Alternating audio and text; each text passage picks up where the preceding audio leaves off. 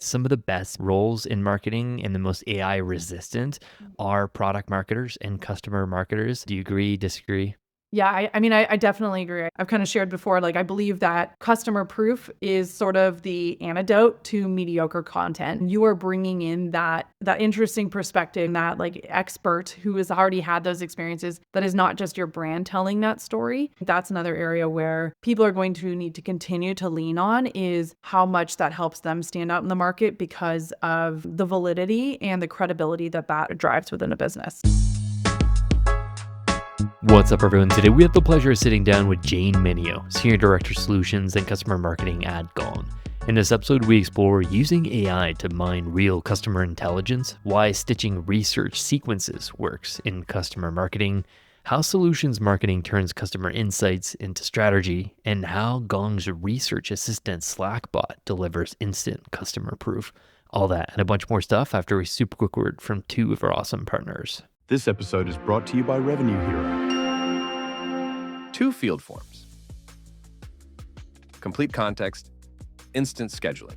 Finally, you get to pick all 3 without a single line of code. Introducing Native Enrichment by Revenue Hero. Plug in Clearbit, Crust Data, Apollo, or stack all 3. Enrich all the data you need instantly on Submit. Stack your enrichment providers, waterfall your way to clarity. Determine qualification and meeting routing based on enriched information.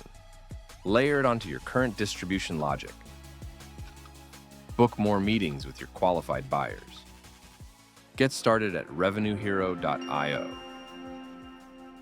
This episode is brought to you by attribution. Everyone says multi-touch attribution is dead, but it's not dead. It's just been done wrong. Most tools were built for another era or by people who don't actually run growth. They lean on Google Analytics or whatever the ad platforms tell you. Both are wrong. That's why your CAC looks off and your spend doesn't line up with revenue. The team behind attribution built growth data frameworks for companies like Dropbox, Replit, and CarGurus, feeding into the only MTA platform that delivers auditable revenue-grade accuracy across your entire funnel. It's trusted by over 1,000 B2B SaaS and e-commerce teams, and it's one of Twilio Segment's only 2 preferred partners for marketing auditability. Attribution connects to CRM, ad platforms, data warehouse, and e-commerce stack. With attribution, you can pinpoint CAC by channel, audit funnels across every source, and tie every ad, campaign, and piece of content to real ROI and retention. That's auditable growth from first visit to repeat purchase. Visit attributionapp.com/humans to finally see what's really driving your growth. Jane, thank you so much for your time today. Really excited to chat. Oh, I am thrilled to be here. And you know what? You caught me at a good time. If you were on my 7 o'clock call this morning, there would have been my kids trying to beat down the door to get in here. So this was perfect. I'm very excited to chat with you here.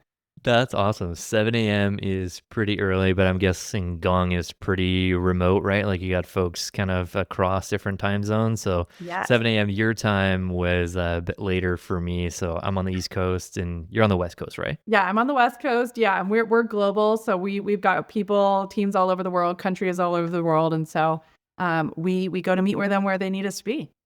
Yeah, exactly. So when we first chatted about getting this set up, we were going to chat about taking a deep dive into building Gong's customer advocacy program. That was a big part of your role at Gong earlier on in your tenure. But after we kind of chatted, you shared your role had kind of shifted a little bit from just customer marketing to now focusing also on solution stuff. So maybe we can start by just chatting about that transition. Like, what does the solutions team you run at Gong entail? Walk us through that. Yeah. So, yeah, I lead customer marketing and solutions marketing is really us focusing on sort of being like the sister org to our product marketing team, where our product marketing team goes incredibly deep into like each of our products and the product capabilities and the workflows around that. Our work is to think a little bit more about our customer audience, and when we think about the different target audiences that we engage as a company, how do we best embrace their needs and where do our products best solve for business challenges that they're trying to accomplish? So really, it's a lot of like kind of working in hand, but coming in it with a perspective of meeting the customers where they are and helping really drive them to outcomes faster. So I guess like there's a ton of, overlap with customer marketing and product marketing, right? Like when Did that team exist already and you kind of like took it over, it kind of morphed into your team, or was that like a new endeavor that was kind of carved out? What happened there? Yeah, it's a good question. I think it's a net new team, but I think it's something that we'd always, for a long time, had acknowledged that we needed that opportunity. And Okay. a lot of this, particularly, or a lot of our work focuses on really persona marketing. So how do we better understand the nature of different key personas who are either the buyers and what that buying committee looks like, or their end users, and how do we best embrace their workflows and interests? And on the other side of it too, a lot of our energy is focused on supporting different verticals and industries. So, how are we actually going to tailor our message for our products based on the needs of certain customers and industries, and then be able to over time be able to refine our offer that we provide as a company, and having more tailored products and solutions for those businesses too. So yeah, I think that for us, it's a new function, and I'd say it's pretty interesting. The experience I had coming into starting with leading with customer marketing here at Gong. Um, at first, I felt like I'd completely lost my superpower. My Hmm. superpower everywhere else had been go be really close to the customer and then come back with the insights to the business that you can bring back to the marketing team. So leading Hmm. solutions marketing at a previous organization, that's a lot of what I'd done is I just really leaned in on understanding customers and their needs and use cases. But then I came to Gong and so much of that was already embedded in the business, the way the business operates of being truly customer first. I think this is probably the most like authentically customer centric company I've ever worked for. And a lot of that is based on like the technology that we have at our disposal. So because Gong collects so much of this voice of customer information, it doesn't have to be this sort of like coveted experience of only certain people who engage with the customers directly have this insider knowledge. It's really at everyone's fingertips. And so for me, that really shifted what I thought about in terms of what customer marketing's value could bring to the table at Gong, because there were a lot of those motions already in place. And so a lot of our energy is focused more on, driving engagement with the customers or actually driving more storytelling back into the market. But now with more of the solutions marketing function, I think that's where we again take that more concerted effort to how we actually better understand these customers for each of their areas. And then again, doubling down how we are using Gong to maximize our ability to scale and drive like repeatable processes to bring a lot of that insight back into the business and then again back to our customers. Gotcha. Yeah, voice of customer is something that, every marketing team or even company like says, we need to be more customer centric. We got to be closer to customers, and it's easier said than done, right? Like chat with more customers. It's like what are we offering for them to like take time away from their busy jobs to jump on the phone and just like answer questions that are only helpful for us and like have nothing for them, right? Like historically, when we think of voice of customer and trying to like get more closer to customer, like those things like, we lean heavily on intuition shaped by like limited data and anecdotes, and Mhm. AI now kind of allows us to, figure out patterns in evidence, but there's still parts of customer understanding that requires a lot of nuance and empathy. And so we're going to chat today about like a lot more of that AI that's enabling you to scale and go faster and stuff. But Mhm. maybe we can start off by chatting about like how has AI shifted the balance in your own work, and where do you draw the line between like what machines can analyze and scale and what only human marketers can interpret and act on with that like human empathy angle, if you will. Yeah. Yeah, it's a really good question. I think that for me it's been a lot of how do we take kind of this hybrid approach to running things in like the traditional way of going out and doing our market research exercises, while also embracing the powers that AI can leverage us to be able to drive those deeper insights or scale it up a lot faster, right? Um, so for us, we've actually sort of developed like a new standard sort of process that we drive whenever we do go into like a new area of research. So whether that's a new persona that we want to go after or a new industry that we might be looking into, um, what we actually do is we start by going into the customer first. And what we do is we actually don't have to engage any customers directly. We take a lot of those insights that already exist within Gong, And we're basically just looking for trends and themes of what's happening within their experience that we might be able to bring back. So one of the things that we've done is we've taken snapshots of insights. So let's say, for example, one of the work streams we ran is I wanted to understand the dynamics of the CIO when they came into a deal and what things were they, what kind of conversations were they having with our business? What types of insights were they looking to glean? That might be different from some of the other core buyer profiles. And so we took all of the conversations, calls and emails that had existed within, a certain period of time between us and this persona.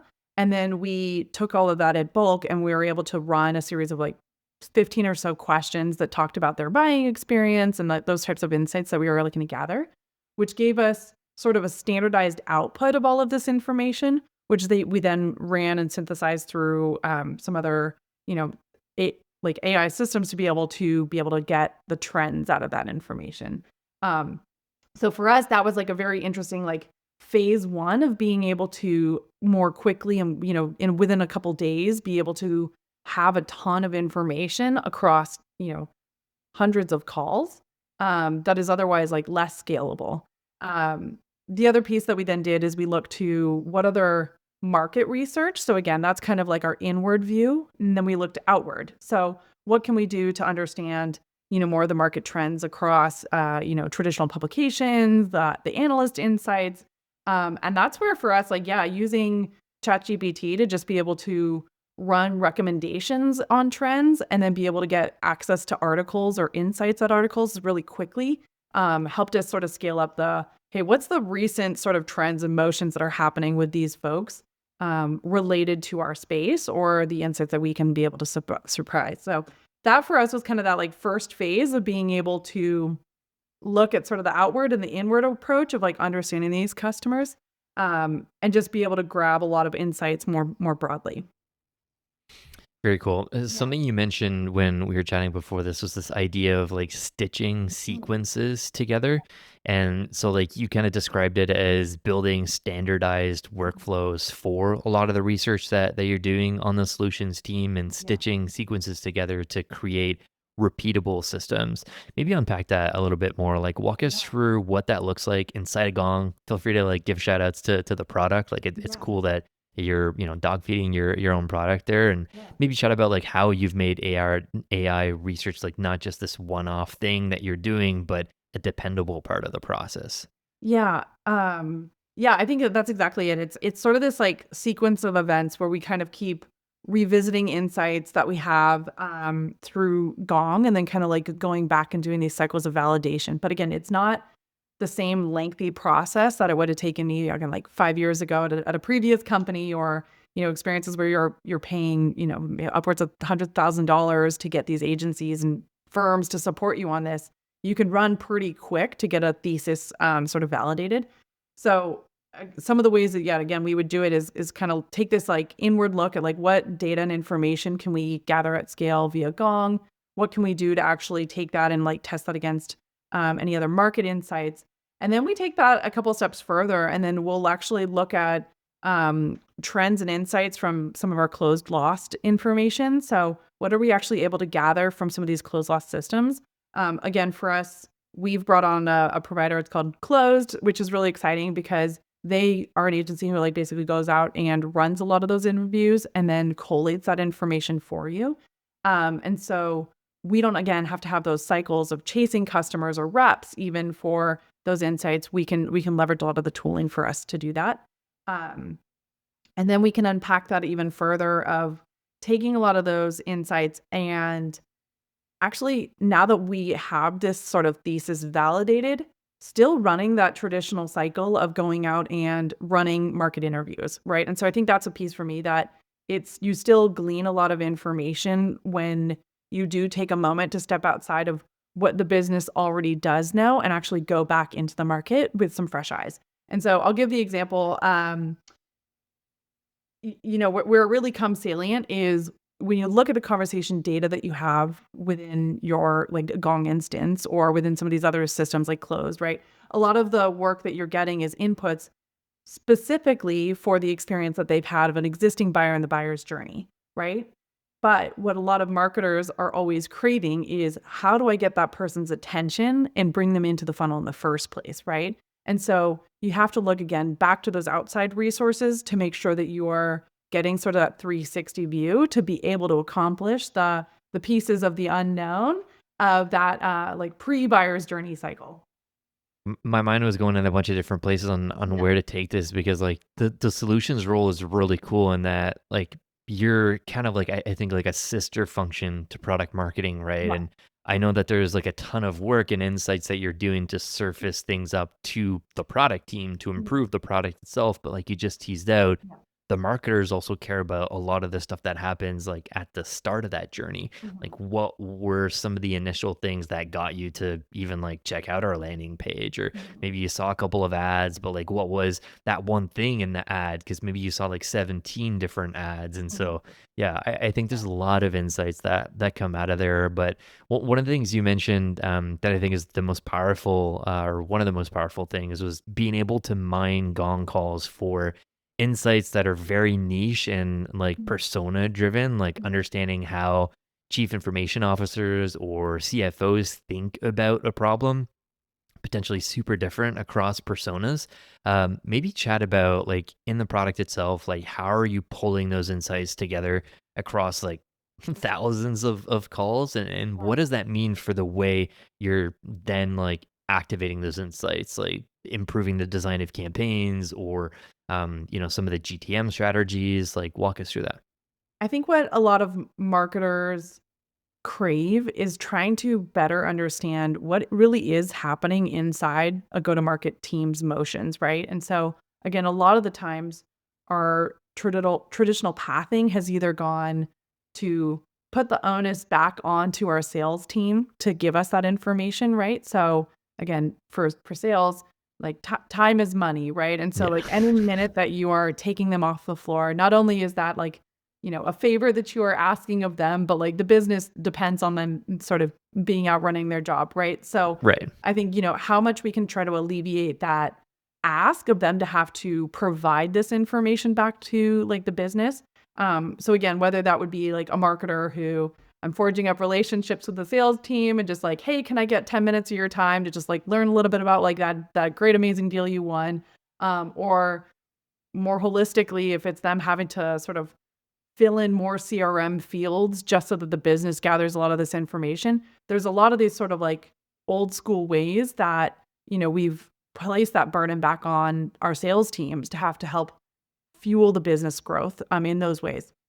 Or at the flip side, it's like we're taxing the customer, right? We're like going back to the customer and we're like running surveys to like understand what content they consumed and like what made them want to buy. And it's like we already know these things. We're just not very good at collecting them as like marketers, right? And so in the B2B world, it's always kind of been a bit clunky in that way.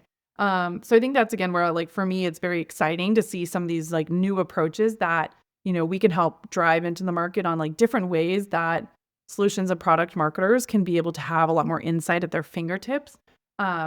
Not so they don't have to build those relationships or engage the customers or engage the sales team, but that they can come in a lot more empowered with most of the information they already know, where they're just trying to get that next double click or like validate an idea. Um, so within the product directly, to give a few examples, at a most simplistic level, what a marketer could do is they could go in and they could actually just start to like look for certain calls, right? Where they might actually just search for different attributes of, hey, I want to look for calls where, CIOs were engaged, right? And so you're leveraging the combination of some of your CRM data against some of those conversation insights, and then just be able to listen to some of those conversations, right? So again, where it used to be pretty tough for marketers to have to go, task customers to get on the phone with them. You can now just have a lot of that information at your disposal to just, jump in and listen to and just start to like play around with.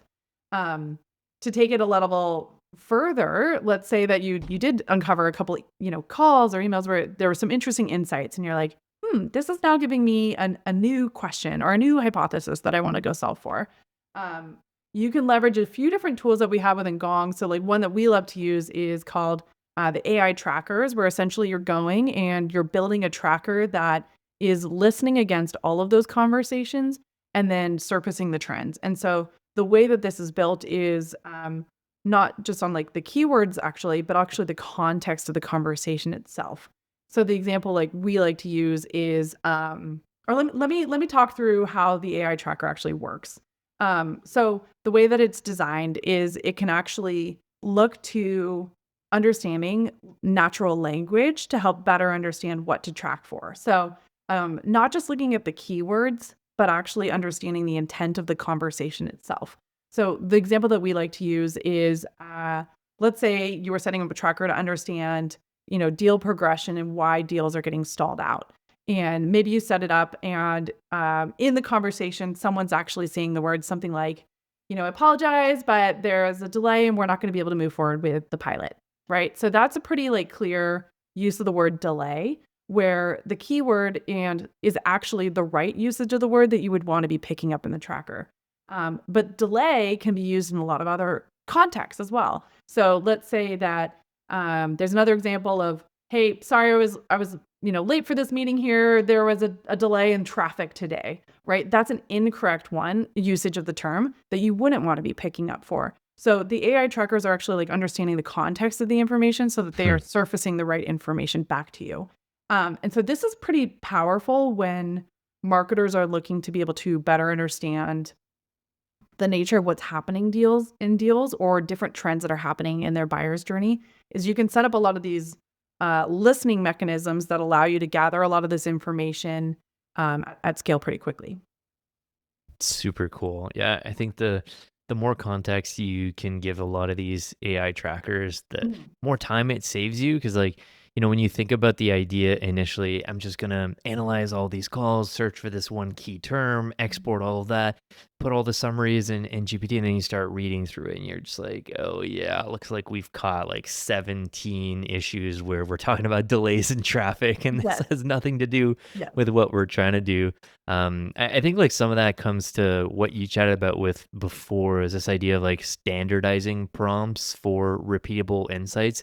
Maybe you can unpack that a little bit. Like I was taking notes when we chatted about this the first time, and you built like systems or tools that allowed you to analyze discovery calls, but you were looking at like objections, even close won, close lost deals. How do these systems work in practice? And maybe chat about like what kinds of patterns or trends you have uncovered through the work that maybe directly shape some of the GTM stuff that you brought back to the team. Yeah, maybe chat about that. Standardized prompts for repeatable insights. Yes, yes. Yeah, so the trackers is like one way that we will actually build that out. Again, like trying to build against Gong. Um, and then a lot of the work that we've done is how do we then create a lot of this content that we use to bring back to the sales team at Hmm. scale? And so how do we actually enable our sellers faster, where we can then create a lot of our, standard templates for the work we want to create, but we've actually built, custom GPTs where we can take a lot of those insights and then feed them directly into something that gives us a pretty solid draft on the asset that we would want to bring back. So a couple of the examples that we would use is um, creating discovery guides or objection handling that are specific to different industries that we're Hmm. going after. So, when we're selling into financial services, how do we help make sure that we are leading with the right questions that work and perform? And so, again, a lot of our sellers instinctually start to build this skill as they work through that, or a lot of their like team sharing capabilities.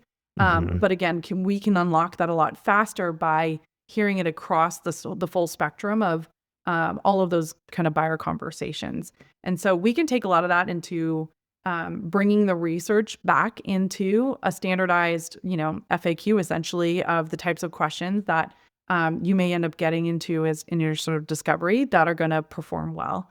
Um, the other piece too is, objection handling, right? In a similar way is understanding the the commonalities between the types of objections that you might get in any one of these sort of target industries or target personas, and then being able to quickly leverage that where it's we're not, again, to your point earlier, operating off anecdotes. We're not just taking a few examples that we've heard from the sales team. We're actually able to do this in a more quantifiable way where we're understanding what are those objections and then how are we handling that successfully that was moving the deal forward, right? So we can look to those best-in-class examples to be able to solve more and moving forward the pipeline. Um, so I think those are a couple like pretty interesting examples of ways that we are taking that data and then being able to produce at scale more of those assets that we can quickly bring back to the team. Or for us, it's like if we want to be, our business is moving really fast, right? And especially anyone who's in sort of these like AI companies, the market is evolving really quickly. Our company is evolving really quickly. Like the nature of how businesses operate today is moving very fast. So we want to be able to be in that place where we can go and quickly tap back into our research cycles and just essentially like refresh based on the latest information and see, has there been a change in the trends that we saw before? And do we need to do anything different to address that? So we can be pretty proactive in collaborating with our sales teams versus waiting and listening for the internal anecdotes that come up of, hey, this issue over here is like the number one problem. Like, is that, or was that like just one, big deal that people are very like hurt over, right? Like and that's a very real thing, but like you're trying to parse out like the trends from the human aspect of the deal involvement there. This episode is brought to you by MoEngage and their new warehouse native CEP, which revolutionizes the way data should be seamlessly fetched, analyzed, and activated. Now you can use MoEngage Cloud Data Sync to sync your warehouse data with MoEngage and use it to segment audiences or personalize messages without any development. Just set and forget. Use MoEngage warehouse segments to create segments on your warehouse data without moving underlying events, properties, or proprietary segmentation logic, and activate them directly on MoEngage. Using warehouse data analytics, brands can also directly generate insights from their warehouse data. Your long search solution for seamless data sync, smarter segmentation, dynamic personalization, and delightful customer experiences ends here. Warehouse native CEP from MoEngage, making it easy, smart, and secure. Learn more at moengage.com. This episode is brought to you by our friends at Knack. I have the amazing pleasure of chatting with some of the greatest minds in marketing operations, but you'd be shocked at how many of them have the same issues when it comes to their campaign creation process. They're dealing with things like scaling, personalization, keeping assets on brand, render testing emails, working in rigid templates, and worst of all, having to hand code emails. But many of the leaders in the space are using Knack to eliminate these headaches. Knack is a no-code email and landing page creation platform that covers initial campaign requests right until the sync to your marketing automation platform. Knack improves the whole campaign creation process by bringing the building, optimization, testing, collaboration, and also translation functions all in a single spot. So you don't have to jump around and coordinate feedback between a bunch of different people or wait on developers for very simple edits. Because at the end of the day, marketing ops folks want to focus on process and efficiency. Marketers want to focus on creativity, and Knack makes sure you get both and then some. Check them out at knack.com. That's KNAK, and tell them we sent you.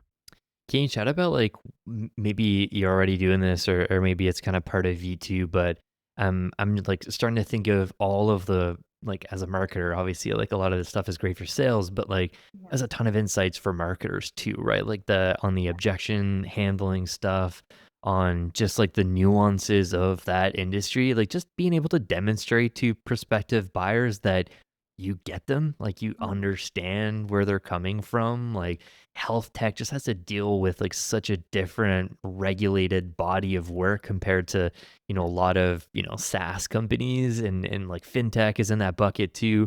How do you like take those insights and you kind of chatted about this already, but like how do we turn that into content? Like how do we give that to the content marketing team or the demand gen team, folks that are creating stuff and building empathy and awareness with like prospective buyers? Do you think of that already? Like how Yeah. can we kind of like push that scale to and distribute it to other departments also? Yeah. I definitely do. I think for us, in terms of like taking it back into the marketing side, I think that's such a great call out. Is what we do is any one of these areas is again similar to product marketing. We build off of like our bombs, our bill of materials, and so we're creating these sort of standard kits of what are we going to do to actually like support the sales team and driving more deals to closed won. But then back on the marketing side, like how can we use this information to better increase our funnel size. And one of the like first deliverables that we'll create as part of our BOM is actually a foundational messaging house. So where we've actually taken our sort of standard corporate messaging and then reapplied all those concepts back to how we should actually approach each of these industries or personas uniquely with a differentiated message. And so we're keeping it standardized enough that it makes it very easy for the rest of our marketing team to be able to leverage that. So it's similar types of pillars and structure, but we're actually making sure that we have a lot more of that refined language that will better resonate with those types of buyers. So from there, what we can actually do is we can start to look at what are our top performing assets today, or what are these buyers already naturally coming into our funnel through that we want to double down our efforts on and be able to scale up the content creation much quickly. Example that we'll use here is like some of our top performing assets at Gong in terms of lead generation have been some of our our top line market research reports, right? Where we're actually going out and we're bringing back fresh new perspectives into the market. It's not Gong specific. It's more just like the trends and that type of information, right? So your classic top of funnel content. But as we go out and run that, what we'll actually do is say, hey, let's take a cut of some of that data and actually slice it by the industry that we are going after and show and present how that is different, how the trends are different, or does that actually inform a little bit more in terms of maybe the maturity, right? Like that's a big thing we think a lot about in times here too is, our buyers in certain industries may not be at that same level of maturity in the market as some of like our tech companies, right? And so how do you make sure that we are meeting the buyer where they are, not just from the sales perspective, but also from how we are actually marketing to them directly too. And so we can take a lot of those tailored insights that we would grab out of some of that kind of reporting, and then also be able to apply this like refined language that makes those pieces perform at a much higher rate. Again, you're looking at it in terms of the performance marketing side, right? Like how are you increasing the performance of any one of these assets into driving to the next deal stage versus the volume, right? So that's a lot of the times the conversations I'm having is, yes, this may be a smaller audience for us to approach. And, we have to do the trade-off of, is it so small that it doesn't warrant us to do the programming of the campaign? Or is it, do we even have a large enough audience to actually target? But, when we look at it against like, how does this increase the overall performance for everyone? Because each of those are converting to the next stage faster and better. And so I think that's where it gets really exciting, is that you're taking a lot of this like messaging approach to helping elevate all these different groups within marketing to drive higher results in each of their regards too. Talk to us about the research assistant Slack bot that you're using internally. Your team has the Slack bot that basically allows people to open Slack and just query, research, or surface customer content on Yeah. demand. Like no need to bother the solutions team for, do we have a piece that is for fintech, or do we have anything around content for objectives for this or for that? Like how does that work behind the scenes, and what does it kind of enable the folks at Gong in terms of like speed and maybe creativity too? I feel like that opens a lot of boxes too. Yes. Yeah, absolutely. I would say like for any marketer, the enablement side of the content we create and how that actually gets leveraged by the field, again, tends to be a little bit black box, right? You send things over and like, did they like it? Did it work? Getting that feedback again, it's hard for you to go back and get that feedback. And so at Gong, we've been looking to a lot more of those sort of scalable ways that we can get the right content out into our sales team's hands. And one of the ways that we've done that is by standing up and implementing a Slack bot, which allows us to essentially surface all of our customer proof. So we're using a provider called Peerbound, who's sort of fresh into the AI scene for customer marketers.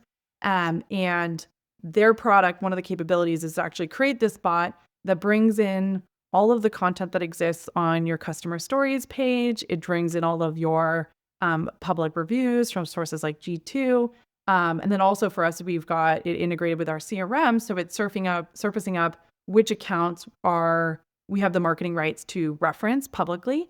And so again, what we saw as we implemented this with our sales team about 6 months ago, and we just said, hey, when you're looking for customer proof, you don't have to come to us or, go out and search for it across like the, 4 or 5 different places we've provided it. You can actually just start here. If you don't know what you're looking for, or you don't know exactly that thing that you're trying to accomplish, or if you just want to move faster, just go ahead and like use the Slack bot to like query. And it's been taken off like gangbusters. So we have seen the volume of total requests starting to go up really substantially, and the types of things that people are searching for. And as we looked at the trends in terms of what are the questions that people are asking in here, what are they looking for? Because again, this is where we want to be able to know how do we better serve more of what we have gaps on. Right. The number one thing, probably by like 4x more than the next category, because we looked at, are they looking for industry content? Are they looking for product content? Are they looking for compete content? The number one thing was industries by far. So, or regions. They were looking to see what customer content do I have in this space, because they're trying to resonate with their other buyers, right? And that's so natural, is that when sellers are trying to break into a new deal or a new account, they want to make sure that they can show that that trend in the space. Yeah, no, it's super cool, and most companies maybe listening aren't Gong's size, and so like implementing something like this, Wow. you get a bit of insights, and you can collaborate with some of the users there. But I'm sure it's cool being on your side and seeing the volume of internal employees using this, and kind of the output of that, and that helping you steer like, all right, clearly industries is something that hits a note with a lot of our sales team here. Make that maybe that's going to be like one of our pillars next year, and we're going to focus on like working with the content team on doing a ton of pre-made content, testimonials with like key big known brands in those industries, and then maybe we have like cool video testimonials that like our sales team can just use. Like all those are insights that are coming out of just that internal Slack bot there. So yeah, cool, shout out. We'll link out that tool to folks there. Yeah, a couple other questions for you, Jane. Like, you chatted about a couple of these different AI use cases within Gong, specifically on a lot of stuff for market research.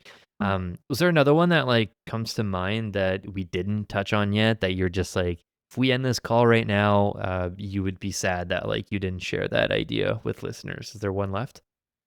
So my perspective on leveraging AI to scale up your market research and again, make your marketing stronger is, at the end of the day, what marketers need to do is they have to have a very clear position and strong perspective that allows them to be differentiated in the market. And so one of the things that for me in going through this, full exercise of exploring all of these different ways we can be using different tooling to try to drive this is, I pretty quickly realized that just using, sort of standard, ChatGPT or like different ways for me to just like go out and like research faster or like come up with like content recommendations or messaging recommendations faster.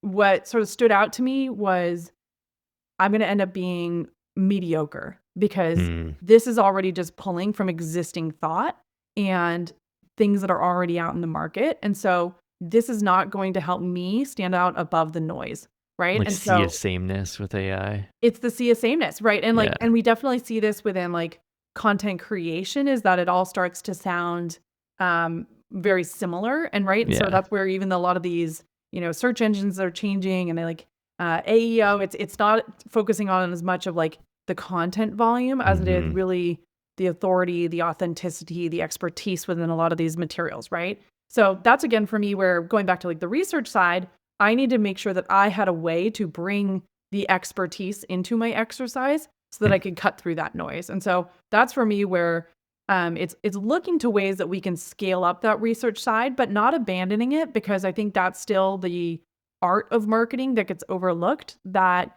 if you're just leaning on having to execute faster, it may not perform, because you are going to be just on par, right? And so I think that's where like my advice is like, as all of us are looking and playing around with, how do some of these AI tools make us a lot savvier, is just, holding yourself accountable to rising above the mediocrity.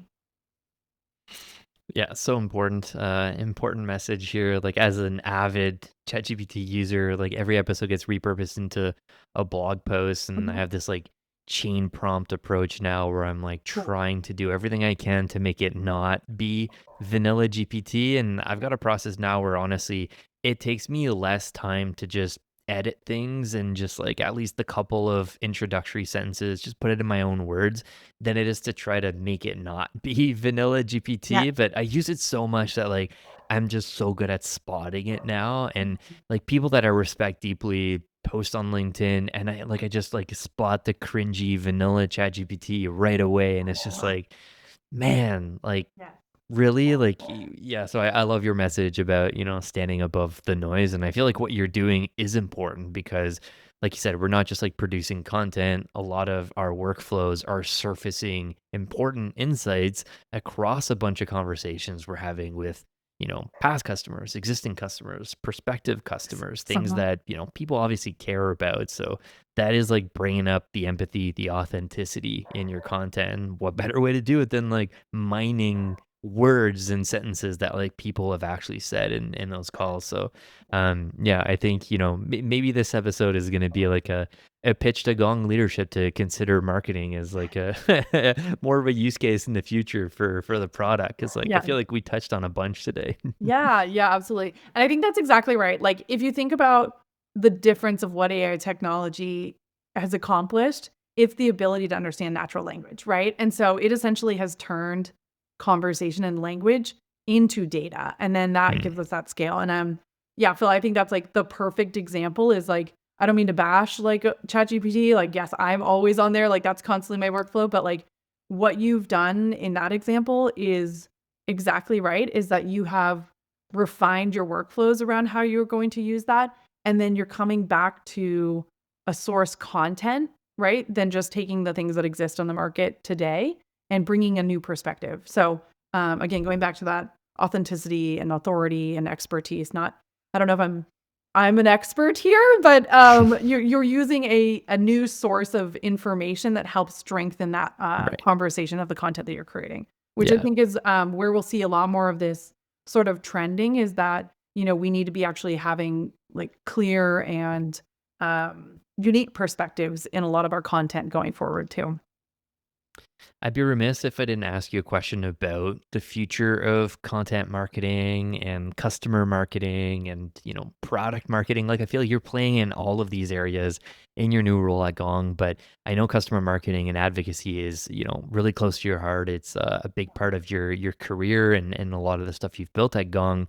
In past episodes, I've argued that some of the best position roles in marketing and the most AI resistant are product marketers and customer marketers. Mm.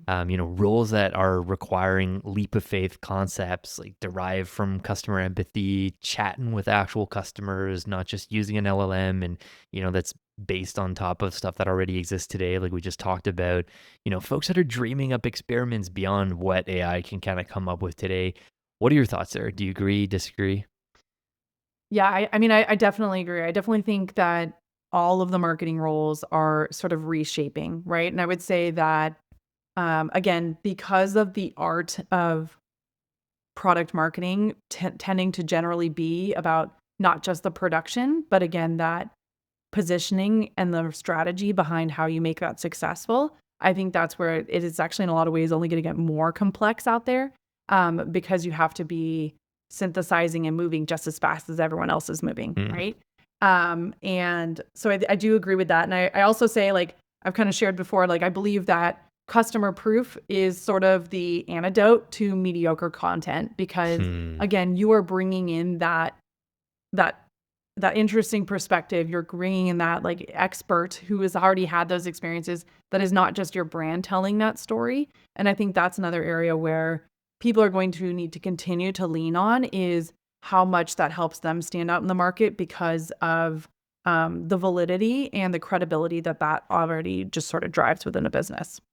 Jane, you have an interesting background as a former professional track and field athlete. And I was curious to ask you if you have any lessons from your athletics career that translated into how you approach marketing and product leadership today. And, maybe like how has being an athlete influenced your mindset in driving team performance or staying disciplined at work with like all the stuff you have going on, pushing through challenges? Like, really curious to have you just riff on that. Yeah, yeah. Former is definitely the right way to term it. I unfortunately don't have the time to do all of that anymore. But um, yeah, I mean, I definitely think there was a lot that for me that helped really build like a foundation of a lot of these sort of skills that I've brought back into the workplace. Being like a collegiate athlete, full-time student, working full-time on top of like everything. For me, trying to drive balance in my work life became like essential to being successful in all regards, right? And I think again in the workplace and for anyone, right? Like being able to find that strike in your balance is so important. But where I think where my biggest learning was that whether you're thinking about what your body needs physically, as like again an athlete fully training, you have to have those cycles where you're actually allowing yourself to rest, right? And so when you are maxing out in your weightlifting, you can't go and do that day after day after day because your body literally needs to heal those muscles to be able to repair and grow and be stronger. And I think it's very similar on the work front. And like when you think about how brains learn and how you form new neural pathways. And so if you want to be able to grow and expand your skill set, you have to be able to have that time to process and to be able to rest as well. And so for me, I would say that um, again, some of the biggest moments of creativity that I might actually have now don't happen when I'm sitting at my desk and I'm working Mm, or when I'm in meetings, right? It's usually when I've taken that minute for myself and I went out for that morning run and suddenly things start to click together, right? Hey, this initiative that's going on over here and this like fun idea we've always had over here, those can actually come together now. Like, hey, we can actually do this and make it something even bigger. And like, that's pretty awesome. And so like, I think that again, by taking those moments to sort of step back from the day to day of the work allows you to actually have those leaps and bounds into being those growth moments. So I would say for me, that's sort of one of the things that I think about too is that that need for rest or the need for recovery allows you to make those gains that you're really looking for. And something I like to try to drive within our team too. very cool. We call it here basically going outside and touching grass and Yes. not just trying to focus on doing the work, but that's where like a lot of things random moments of connection happen, like the shower thoughts throughout your day there. But yeah, I love it. Jane, we usually end the podcast by like asking this question to everyone, but I feel like you kind of teased that out already in your answer, but I'm still curious to ask you, like, if there's anything else you would add there. Like, one question we ask everyone on the show is, how do you remain happy and successful in your career? And how do you balance everything that you have going on while staying happy? Mm, yeah, it's tricky. I definitely would say like I'm a happy person and finding and like maintaining happiness is always work, right?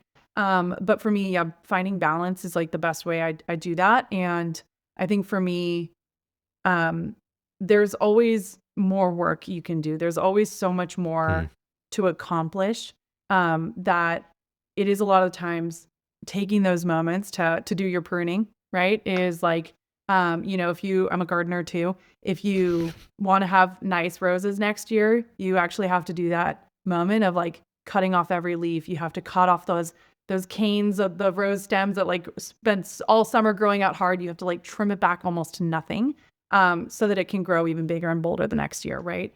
So similar to, pressure creates diamonds for me, I think about that a lot is like pruning creates beautiful roses and you have to be able to have that sort of discipline to stop and look at things holistically, especially in times where things can feel very overwhelming or there's like too much on your plate is actually take a moment to stop and look back and say, okay, but like what's essential and what's nice to have and have that hard conversation with your leadership group of, hey, this thing over here, it can happen, but I can make this other thing over here better if I concentrate my effort. And so I think that's a lot of times not being afraid to have that level of conversation within your business. I think it's pretty easily recognized, but a lot of, people sort of shy away, or they get frightened that that's going to like reflect poorly on them. But from Mm. my experience, I would say I've always had leaders who really respect the fact that I raised something up to them and kind of came in with a clear picture, which it does always work, right? To put together those cases and really think about the Yeah. trade-offs. But at the end of the day, I feel like that it also helps you kind of feel more accomplished in your work. And I think that when you're thinking about what makes you happy in the workplace, um, it is really about people finding that.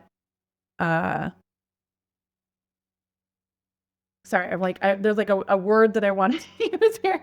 It's kind of that like, not like enlightenment. It's like the gratification. There we go. Right. Um, so let me just recap. Is that okay? Sorry, I'm like Yeah, yeah. rambled here. Is it okay? Yeah. That's an awesome answer, honestly. Okay.